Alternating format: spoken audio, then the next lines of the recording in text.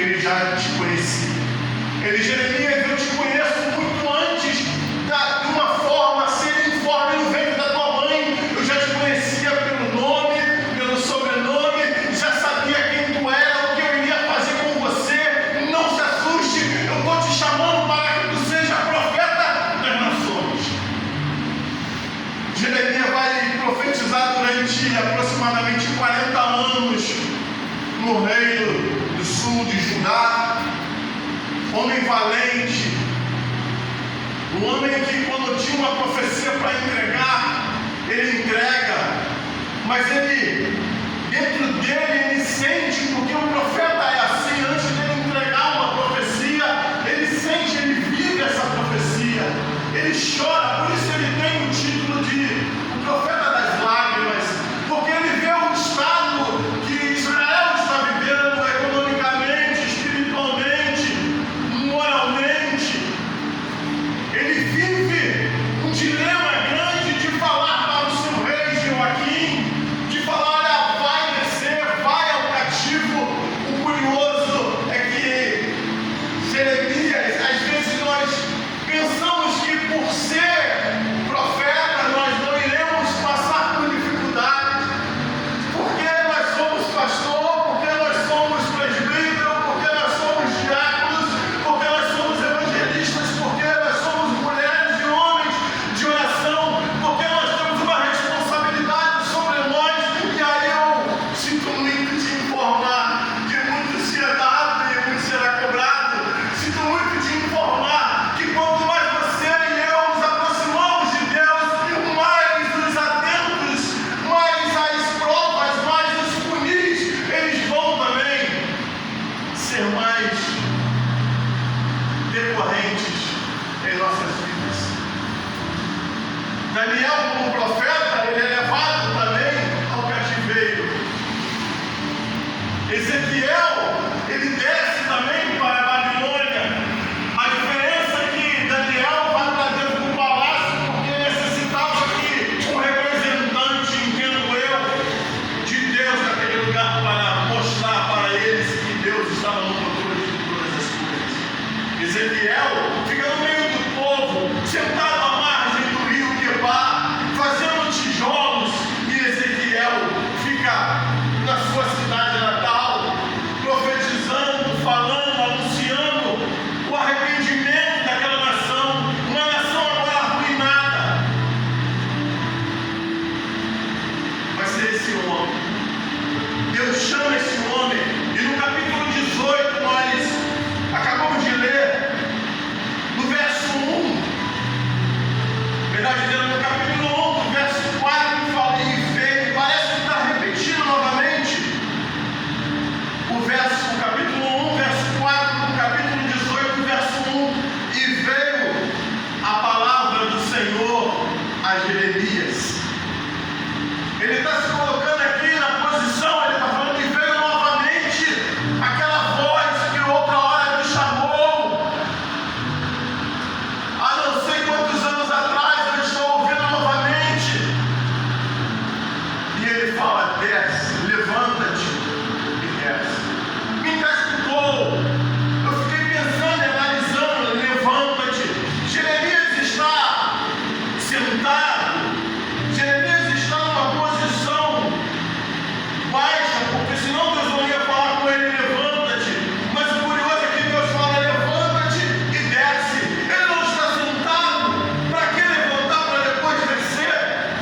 Mas aqui, o sentado aqui é posição. E Deus está falando, eu quero obediência. Então tu levanta, obedeça a ordem que eu estou te falando de levantar. E depois que você levantar, você agora, em sinal de obediência, desce. Mas não deve ser somente para sentar. Isso é posição. Eu quero que tu desce aonde? Na casa do oleiro. Eu quero que tu desça na minha presença. Eu quero que tu desça aonde eu vou falar contigo de maneira ilustrativa. Vou te mostrar e tu vai ver de que forma eu quero fazer contigo e com este povo, Jeremias. A primeira coisa que eu entendo é o barro. A segunda coisa que eu entendo é o vaso. A terceira desastre. Como assim, irmão? Porque o barro faz o vaso, mas o vaso, acabamos de ler, ele quebra. Um desastre. E há alguns por aí que falam que vaso na mão do olheiro não se quebra. E eu falo para você que vaso na mão do olheiro se quebra. Porque às vezes o vaso está na mão do olheiro, mas não deixa o olheiro trabalhar da forma que quer. E às vezes o olheiro precisa quebrar o vaso. Mas tem uma esperança para nós. Que boa coisa é estar na mão do olheiro. Porque nós acabamos de ler aqui. Quando nós olhamos e falamos, olha Jeremias, levanta-te, Deus falando. Põe-te de pé. Eu entendo que Deus, Ele não fala com quem está sentado. Vou aprofundar mais um pouquinho. Deus não fala com quem está caído.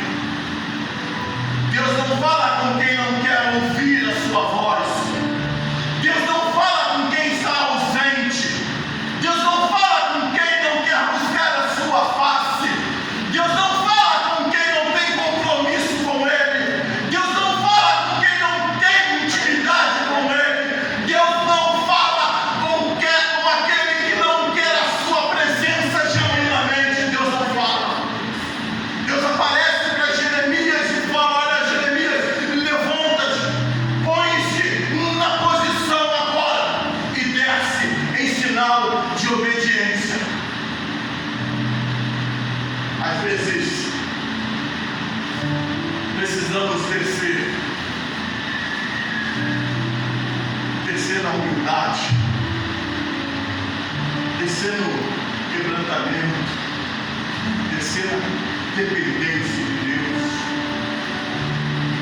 Nós estamos vivendo uma era, e eu quero dizer, quando eu falo era, quando eu falo igreja, não estou falando da igreja local, eu estou falando de uma época que nós estamos vivendo, de uma situação que nós estamos inseridos nisso, aonde o homem ele virou o centro das atenções, aonde nós temos ouvido que eu sou a obra-prima, o bilu-bilu de Jeová, a coisinha rica, eu falo e Deus me dá, como mais ele falou, parece que eu coloco Deus contra a parede. Eu falei outro dia isso aqui, há um tempo atrás, um amigo meu falou, eu levei Deus contra a parede. Eu falei, você levou um rato, você levou uma barata, você levou qualquer coisa, rapaz, menos Deus. Ele olhou para mim e falou assim, que é isso, rapaz? Não, Deus não, rapaz. Tu está falando do Criador, do Todo-Poderoso, que tu levou Deus. É uma forma de falar que eu coloquei Deus contra a parede. Eu falei assim, não, meu filho, você nunca vai colocar Deus contra a parede. O Criador nunca vai ficar contra a parede contra mim, contra você. E aí eu citei alguns homens que se acham o bambambam da história. Eu falei, não, meu irmão, esses aí, ninguém vai levar Deus contra a parede. Quando alguém tentou subir, imaginou, atentou no seu coração, caiu, foi jogado. Então, filho, eu entendi o que você quis dizer, eu também às vezes faço isso. E às vezes eu não falo nada para quem quer ver. E para onde eu vou então, meu pai? Se eu não falo nem que simplesmente não, eu silencia. Não é? Eu entendi o que você falou, não é igual o contexto do que eu estou dizendo, pelo amor de Deus. Mas nós estamos vivendo numa era onde os homens se acham tão autossuficientes, talvez pelas suas posições eclesiásticas. Tudo fala isso. Talvez estão acima, tentando e achando que estão acima do bem e do mal. Quando eu vejo ele falar assim, desce aqui, eu vou te mostrar uma coisa, gente. Deus está falando, eu não perdi o controle de nada. Talvez a tua vida, a minha vida, esteja passando por um momento de dificuldade.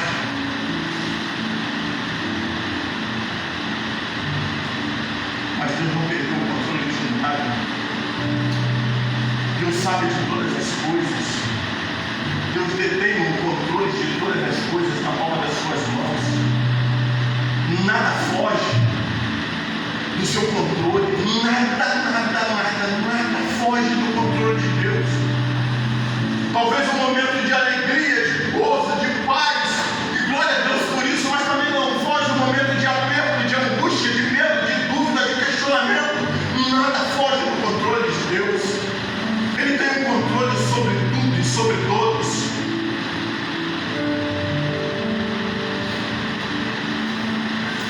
Desce lá, Jeremias, porque vai ser lá. Tu vai ouvir as minhas palavras. Coisa boa é quando a gente desce na presença de Deus. Coisa boa é quando a gente desce na presença do Altíssimo, porque diante dele não tem como eu ficar de pé, não tem como a minha posição eclesiástica ser, não tem como o meu recurso financeiro parecer, não tem como a minha posição profissional aparecer, não tem como o meu conhecimento teológico surgir, não tem como a minha posição, seja lá qual for, humanamente falando, o meu diploma secular. Porque quando nós estamos diante dele, que é um homem, vai lá, Jeremias, desce, porque vai ser lá que eu vou falar contigo. Talvez você vai falar assim comigo e parece que tem um lugar preferido de Deus falar, claro que não. Às vezes ele usa algumas ferramentas, às vezes ele usa o profeta, às vezes ele usa as circunstâncias, às vezes ele usa uma criança.